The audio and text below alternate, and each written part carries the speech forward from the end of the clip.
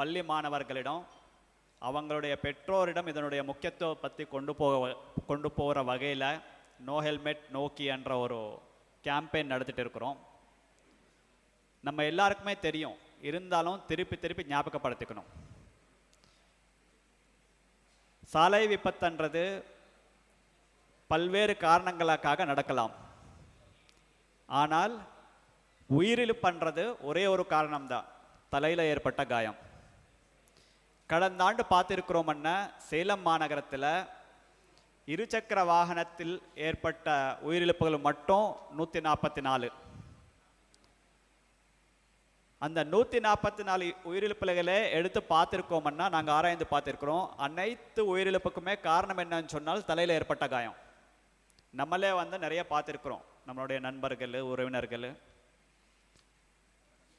ஒரு காலில் கையில் காயமாயிருக்குன்னு சொன்னால் ஒரு மல்டிபிள் ஃப்ராக்சர் இருந்தாலும் கூட 1 மாதம் 2 மாதம் 3 மாதம் பெட்ரினாக இருந்தாலும் 3 மாதம் கழித்து பழையபடி நம்ம நல்லா வர முடியும், எல்லா வேலைகளும் செஞ்சுக்க முடியும்.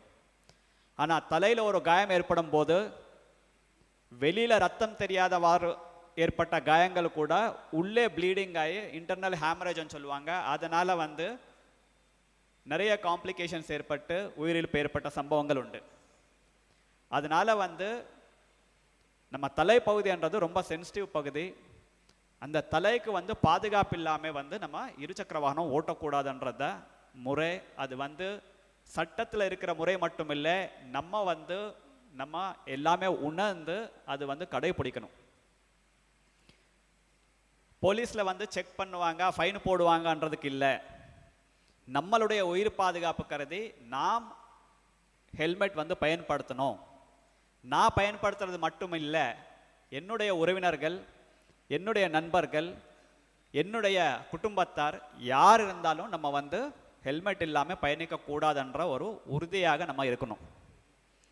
இன்னொரு முக்கியமான விஷயம், நான் சொன்னேன் இப்போ 144 பேருன்னு சொல்லி கடந்த ஆண்டு உயிரிழந்தது இருசக்கர வாகன விபத்தில் மட்டும்.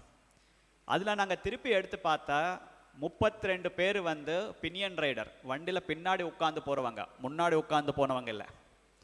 அதனால் நம்ம உணர்ந்து பார்க்க வேண்டியது என்னென்னா, வண்டி ஓட்டுறவங்க மட்டும் இல்லை, 2 வீலர் பின்னாடி உட்காந்து போகிறவங்களும் கண்டிப்பாக ஹெல்மெட் அணியணும். ஒரு இடத்துல ஒரு விபத்தில் கீழே விழுறோம்னு சொன்னால் முன்னாடி இருக்கிறவங்களுக்கு தலை காயமாகுமா, பின்னாடி இருக்கிறவங்களுக்கு தலை காயமாகுமான்றது வித்தியாசம் இல்லை. நம்ம விழுற அந்த பொசிஷன் பொறுத்தவரை வெஹிக்கிள் டிரைவர் மட்டும்தான் ஹெல்மெட் போடணுமன்றது இல்லை. வெஹிக்கிளில் 2 பேர் போகும்போது 2 பேர் கண்டிப்பாக ஹெல்மெட் அணிய வேண்டும். இந்த மெசேஜ் கொண்டு போகிற வகையில் ஏற்கனவே நாங்கள் ஒரு ஷார்ட் ஃபில்ம் எடுத்து அது எல்லாருக்குமே பப்ளிஷ் பண்ணியிருக்கிறோம். அனைத்து தியேட்டர்ஸ்லும் இது சம்பந்தமாக பண்ணியிருக்கிறோம். நோ ஹெல்மெட் நோ கீ என்ற ஸ்டிக்கர்ஸு ஸ்கூல்ஸ்லும் பல்வேறு நிகழ்ச்சிகளிலும் இது டிஸ்ட்ரிபியூட் பண்ணி இதனுடைய விழிப்புணர்வு எல்லா இடத்துல கொண்டு போயிட்டு இருக்கிறோம். இந்த தருணத்தில் இந்த Elixir Foundation and True Home Finance அவங்க ஒரு சிஎஸ்ஆர் இனிஷியேட்டிவில் ஃப்ரீ ஹெல்மெட் 3000 ஃப்ரீ ஹெல்மெட் கொடுக்கறதுக்கு முன் வந்திருக்கிறாங்க. அதுக்கு என்னுடைய பாராட்டு. அந்த 3000 ஹெல்மெட்ஸ் யாருக்கு கொடுக்கணுமென்று நானும் மாவட்ட ஆட்சித்தலைவரிடம் கேட்டு டிஸ்கஸ் பண்ணும்போது நம்ம கார்ப்பரேஷன், மாநகராட்சி மற்றும் அனைத்து பேரூராட்சி, டவுன் பஞ்சாயத், முனிசிபாலிட்டிஸில் இருக்கக்கூடிய தூய்மை பணியாளர்களுக்கு எல்லாருக்குமே நம்ம இது ஒரு பயனை கொண்டு போயிடலாம்.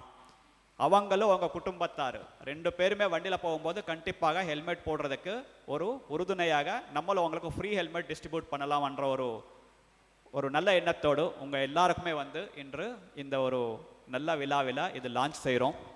அப்படியே ஹோம் கார்ட்ஸ் அவங்க காவல்துறையில் பல்வேறு இக்கட்டான சூழ்நிலைகள் அதிக வேலை பொழுது இருக்கும்போது காவல்துறைக்கே ஒரு பக்கபலமாக பின்பலமாக இருந்து எங்கள் கூட வேலை செய்கிற ஹோம் கார்ட்ஸ்க்கு இதனுடைய பயனை கொண்டு போகணும் என்று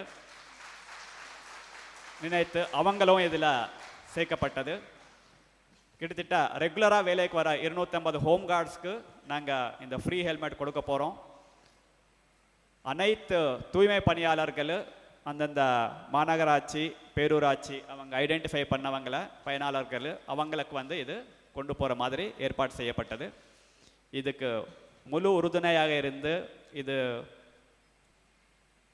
இந்த ஈவெண்ட்டை கொண்டு போகிறதுக்கு ஒத்துழைப்பு கொடுக்கின்ற மாநகராட்சி ஆணையாளர், மாவட்ட ஆட்சித்தலைவர் மற்றும் சம்பந்தப்பட்ட அதிகாரிகள் அனைவருக்கும் என்னுடைய நன்றியும் பாராட்டியும் இந்த தருணத்தை தெரிவித்துக் கொள்கிறேன்.